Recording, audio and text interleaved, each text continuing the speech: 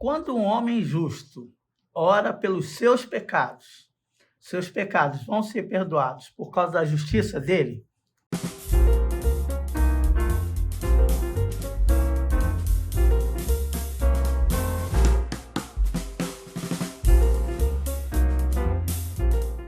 Olá, tudo bem? Que bom estarmos juntos novamente. Essa é a Escola Bíblica Dominical da Igreja Batista de Barão do Taquara. Estamos estudando esses livros usando essa revista como referência, mas nosso livro-texto é a Bíblia Sagrada, a Palavra de Deus. Estamos estudando o período do cativeiro babilônico. E aí nós abraçamos 3 profetas. Jeremias, o profeta chorão, Ezequiel, o profeta loucão, e Daniel, um profeta da elite. A gente vai ver Daniel mais para frente. Nós estamos no Ezequiel, um profeta muito louco, muito abençoado por Deus, e Deus usa até a loucura dele, o jeito dele, a teatralidade do profeta Ezequiel para falar com o povo. Particularmente, eu gosto muito do jeito de falar do profeta Ezequiel. Mas antes de orarmos, eu tenho que lembrar você, deixa seu like aí, diz que está gostando dessa live, fala que gosta da nossa programação, porque basta você tocar aí, gostei, você está testemunhando para o YouTube, que ele pode espalhar isso para todo mundo, porque é coisa boa. E olha, eu vou dizer para você, não é coisa boa por causa da minha pessoa, é coisa boa porque é coisa da palavra de Deus. E sempre que temos algo da palavra de Deus, nós devemos divulgar. Ok? Vamos orar então, pedindo para que Deus nos oriente e nós consigamos responder aquela pergunta do começo da lição. Senhor, muito obrigado pela riqueza da tua palavra. Muito obrigado porque temos a experiência do profeta Ezequiel, que nos ensina a atravessarmos não os desertos, mas os cativeiros de nossa vida, que nós mesmos criamos. Mas nós só conseguimos isso confiados e agarrados na tua mão, confiados na tua palavra. Nós te louvamos, engrandecemos em nome de Jesus. Amém. Muito bem, estamos então no profeta Ezequiel. Deixa eu escrever aqui. Ezequiel. Eu vou fazer assim para você não esquecer nunca mais do profeta Ezequiel. O profeta Ezequiel é um sacerdote que é chamado para ser profeta quando deveria assumir o sacerdócio. Está lá nos primeiros capítulos do livro de Ezequiel.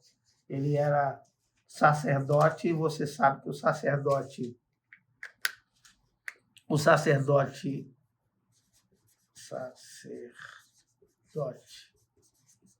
tem que ser obrigatoriamente da família de Levi, tem que ser um levita, e o sacerdote é aquela pessoa da família de Levi que ouve as palavras do povo, as reclamações do povo, e ele leva essas reclamações do povo para Deus. Esse é o papel do sacerdote.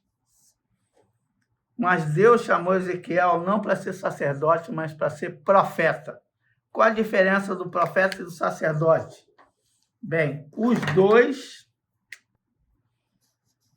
têm as mesmas figuras. Deus, o povo está aqui embaixo. E o profeta ouve a voz de Deus e traz a palavra de Deus para o povo. Esse é o papel do profeta. Esse aqui é o papel do sacerdote. Então, Ezequiel estava sendo chamado para deixar o sacerdócio e ser profeta. Qual é a grande dificuldade do profeta Ezequiel? A grande dificuldade do profeta Ezequiel é exercer seu ministério fora do templo, porque ele foi educado para ser sacerdote. O sacerdote trabalhava onde? Em Jerusalém, no templo. Ele não tem mais Jerusalém, não tem mais o templo, mas ele continua sendo chamado por Deus agora para ser profeta. E o que é que ele faz? Bem, logo no capítulo 1, você vai ver uma visão extraordinária do profeta Ezequiel. Que visão é essa? É a visão de uma carruagem que tem, igual esses carros que vão para a montanha, para a cachoeira, tração nas 4 rodas. Ela tem tração nas 4 rodas e são 4 rodas, 4 animais, 4 personagens em volta daquele lugar, que eles têm muitas asas e eles sustentam um trono em cima deles. Bem, eles sustentam um trono em cima deles e quem é que está no trono? Aí o Ezequiel vai ver, no capítulo 1, ele vai ver que no trono está a glória do Senhor. Só que o texto bíblico vai dizer, vamos ler o texto bíblico? Eu vou ler o texto bíblico, que você vai ver, lendo Isaías, Ezequiel, capítulo 1, já acontece uma coisa incomum. Por quê? O que acontece de incomum no Ezequiel, capítulo 1?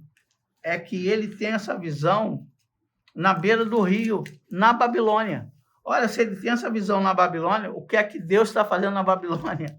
O lugar da glória de Deus é no templo, em Jerusalém. E agora a grande decepção foi ver aquela glória de Deus se manifestar na Babilônia. Diz assim: foi no 5º ano do exílio do rei Joaquim, no 5º dia do 4º mês, a palavra do Senhor veio ao sacerdote Ezequiel, filho de Buzi, junto ao rio Quebar, na terra dos caldeus. Ali a mão do Senhor esteve sobre ele. Então preste atenção. Deus chamou Ezequiel para o profetismo lá na Babilônia. Vimos isso na lição passada. Mas agora você tem que começar a entender que quando ele faz a profecia dele, ela não é única e exclusivamente ligada ao povo judeu. Ele vai agora falar no livro dele de outras nações que estão envolvendo e se envolveram com o cativeiro babilônico. Bem, qual é o foco da lição de hoje? O foco da lição de hoje é que eles foram para o cativeiro porque erraram. Eles foram para o cativeiro porque desobedeceram à lei de Deus. Deus não morreu, mas eles se afastaram de Deus. E se afastando de Deus, como diz Romanos capítulo 1, nós criamos nossos próprios problemas. E Deus, como falamos semana passada, Deus dá linha na pipa e deixa a gente tropeçar e cair. Isso aconteceu não apenas com Jerusalém, mas vai ocorrer com todas as nações. É muito curioso que Ezequiel vai falar isso com todas as nações vizinhas. Todos aqueles que torceram contra, eles vão sofrer também. É muito interessante entendermos que esse julgamento, ele é merecido. Ele é merecido e o castigo tem que ser pago. Mas o profeta vai dizer que esse castigo precisa ser pago de qualquer forma, tanto pelos que obedecem, quanto pelos que desobedecem. Você conhece aquela expressão que diz pagam os justos pelos injustos? Pois é isso que acontece no cativeiro babilônico. Ele vai mostrar a fragilidade do homem. E tem uma coisa que eu não falei, eu quero comentar com você, que Ezequiel, você que leu o texto bíblico, você já ouviu várias vezes o texto dizer filho do homem. Toda vez que a Bíblia vai falar de Ezequiel, e vai falar assim, veio a palavra do Senhor a mim dizer, não, vai dizer, filho do homem, faça isso, filho do homem, faça aquilo. E você sabe que essa é uma expressão que está ligada a Jesus. Mas é curioso que ela está ligada a Jesus por causa de Daniel e não por causa de Ezequiel. Por causa de Ezequiel, Filho do homem é igual a humano. E filho de Deus, quando Jesus se chama filho de Deus, ele é Deus e ele é homem. Então, é divino. Então, como Jesus é homem e Deus, ele vai aparecer em Ezequiel apenas como humano. Mas em Daniel, capítulo 7, vou botar aqui, Daniel, capítulo 7, ele vai aparecer como um humano com aparência, um divino com aparência de humano. Quando tem um divino com aparência de humano, é Daniel capítulo 7, que é da mesma época de Ezequiel. Porque quando o texto bíblico vai dizer filho do homem, filho do homem, filho do homem, está dizendo você que é humano, você que é simples, você que é limitado, você que é mortal. Mas em Daniel capítulo 7 vai falar, não vai falar mais de filho do homem, mas vai falar do filho do homem revestido de Deus. Então, Daniel capítulo 7, isso é um esclarecimento que eu preciso dar a vocês. Agora vamos ler Ezequiel capítulo 14, versículo 14. Veja que já estamos chegando no meio, são 48 capítulos, quase no meio do livro de Ezequiel, e você vê aqui a condenação de todos os idólatras. Vocês lembram que a gente falou? A alma que pecar, essa vai morrer. Agora o castigo é individual, o compromisso é individual, a responsabilidade é individual, mas se todos os indivíduos estiverem indo num caminho de perdição, o castigo é individual. Vai ser para cada um, mas com perspectivas diferentes. Cada um paga pelo seu erro, pelo seu pecado. 14, diz assim. Eu vou começar do 12. Esta palavra do Senhor veio a mim. Olha aí, filho do homem, se uma nação pecar contra mim, por infidelidade, estenderei contra ele o meu braço para cortar o seu sustento, enviar fome sobre ela e eliminar seus homens e seus animais. Agora preste atenção. Mesmo que esses 3 homens, Noé, Daniel e Jó, estivessem nela, por sua retidão, eles só poderiam livrar a si mesmo, palavra do soberano do Senhor.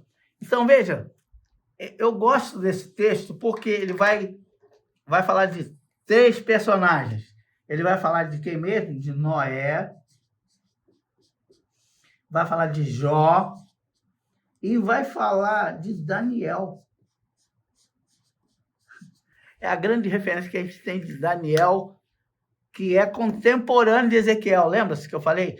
Daniel, nobre, Ezequiel, pobre. Daniel na corte, Ezequiel no povo, no meio do povo. Qual é a visão que Ezequiel tem de Daniel? Que Daniel é um homem de oração, que Daniel é um homem de fé, que Daniel dava exemplo no templo do próprio Ezequiel, no mesmo templo do próprio Ezequiel.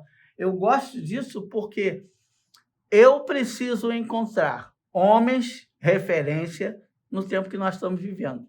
Porque é fácil a gente procurar referências no passado. Eles já erraram, já morreram, né? Já morreram, não erram mais e tal. Mas quando você descobre pessoas referências à sua volta, você precisa se agarrar nelas e se firmar nos exemplos positivos que elas deixam. Eu gosto muito desse texto porque o profeta vai dizer que Noé, ainda que Noé, Jó ou Daniel estivessem ali no cativeiro, pedindo perdão pelo pecado das outras pessoas, o texto é muito claro dizer isso, que Deus perdoaria os pecados deles e não o pecado das outras pessoas. Vejam, então, qual é a responsabilidade nossa ao pecar? É que todo o pecado leva a uma condenação. Todo o pecado leva a uma punição. E não adianta sua mãe orar por você. não adianta seu pai interceder por você. Adianta? Claro que adianta. Em que sentido? Em que Deus mova o seu coração e você se converta ao Senhor. Mas a oração que vai realmente valer a pena é a oração que você faz por si mesmo, pedindo perdão dos seus pecados, reconhecendo seus erros. Quando você faz isso, você abençoa as pessoas que estão orando por você e transforma a bênção de Deus em realidade para a sua vida. Eu espero que você tenha entendido o que eu estou falando. O que eu estou falando é que a responsabilidade é sua, que a responsabilidade é pessoal e que Ezequiel falou contra todas as nações à volta. Falou contra os hetitas, falou contra os amonitas, falou contra os jebuseus, todas as pessoas em volta do povo de Jerusalém, que riram, da destruição deles. O que Deus fala é que esse povo todo que ri vai quebrar a cara. Inclusive o próprio povo da Babilônia. Porque o povo da Babilônia está somente sendo usado por Deus. Para quê? Para castigar o povo de Deus. Para que ele está sendo castigado? Por que ele está sendo castigado? Porque desobedeceu. E como é que vai ter a correção da Babilônia? Quando Deus terminar de corrigir Jerusalém e seu povo, vai vir a correção sobre a Babilônia. E a correção sobre a Babilônia é tão séria, é tão forte, que você pensa num povo ruim na Bíblia. Ele sempre é comparado com Babilônia. Roma vai ser comparado com Babilônia lá no livro de Apocalipse. A grande Babilônia e tal é Roma. Então, a Babilônia começa a ter estigma de povo usado por Deus, mas povo odiado por Deus na sua forma de governar. Aqui é outro ensinamento que nós precisamos guardar. O primeiro ensinamento é esse, que nós precisamos procurar referências positivas no passado, nas Escrituras, e referências positivas aqui no presente, para nos envolvermos com elas. O segundo grande pensamento é que Deus controla a história. E hoje pode ser que a gente esteja sofrendo a opressão por causa de um chefe ruim, por causa dos políticos ruins. Eu acho que estamos sofrendo isso por causa de opressões mil à nossa volta. Mas preste atenção, quando você é oprimido, é porque Deus ainda deixa com que isso aconteça. Mas vai chegar um momento em que Deus vai punir o opressor, porque Deus não gosta do opressor. E Deus está sensível à dor, ao sentimento, ao sofrimento do oprimido. Então, cuidado para você não se tornar o opressor das pessoas que estão sob seu comando. Essa é um grande ensinamento. Bem, quais são os povos? Ele vai falar contra os filisteus, contra os amonitas, contra os moabitas e contra os edomitas. Mas dois povos especialmente ele vai falar. Ele vai falar contra o Egito e contra Tiro. Por que ele fala contra o Egito e contra Tiro? Você voltando às lições anteriores, você vai ver que esses dois povos eles foram usados pelos judeus para enfrentar a Babilônia. E eles quebraram a cara, porque o Egito e Tiro, eles trabalhavam com idolatria. E por causa da parceria do povo de Deus com eles, eles começaram a se tornarem-se idólatras. Então, Deus odeia a idolatria apresentada pelo Egito e odeia a idolatria apresentada por Tiro. Eles têm um tratamento especial, um tratamento de idólatra, de quem deixa Deus em segundo lugar. Bem, o que nós podemos aprender com isso? Primeira coisa que a gente precisa aprender é respondendo a pergunta que fizemos no começo lá, é que não adianta um justo orar pelo ímpio. Não adianta. Adianta para Deus ver a sensibilidade desse justo, perceber o sentimento positivo desse justo, a intercessão desse justo, mas o ímpio só vai se tornar justo na hora que ele procurar o Senhor para ser justificado pela fé que a gente recebe em Jesus. Então, a gente pode interceder, mas a gente não tem como interferir na decisão da pessoa, porque essa decisão é muito pessoal, como diz. A segunda coisa que a gente precisa aprender é que não adianta vir Noé, não adianta vir Jó, não adianta vir Daniel ou qualquer anjo por aqui, se a pessoa não sensibilizar o coração e abrir o coração para Deus, para Jesus especialmente, ela não vai ter sua vida modificada. E a terceira e última coisa é a gente perceber que é Deus que tem o controle da situação. Não importa se a nação parece invencível, ninguém consegue vencer, mas isso aqui não funciona desse jeito. Invencível, impossível de derrotar, só o Senhor, porque o restante é tudo servo dele e pronto para ajudar os seus grandes propósitos. O propósito de Deus é sempre nos abençoar, porque o caráter dele é um caráter abençoador. Mas você precisa entender que nós que somos filhos do homem, só de homem, nós precisamos entender que Deus nos chama para tarefas específicas e essas tarefas têm que servir para as pessoas entenderem que nós somos servos do Senhor, mesmo no meio do cativeiro na Babilônia. Deus te abençoe e que essa semana seja uma semana de reflexão para você pensar quais são as obras que você tem feito que podem fazer com que o seu testemunho seja positivo nas pessoas que estão à sua volta, no seu filho, no seu neto, no seu pai, no seu irmão, com outras pessoas. Você precisa ser a referência que Deus quer que você seja. Boa semana.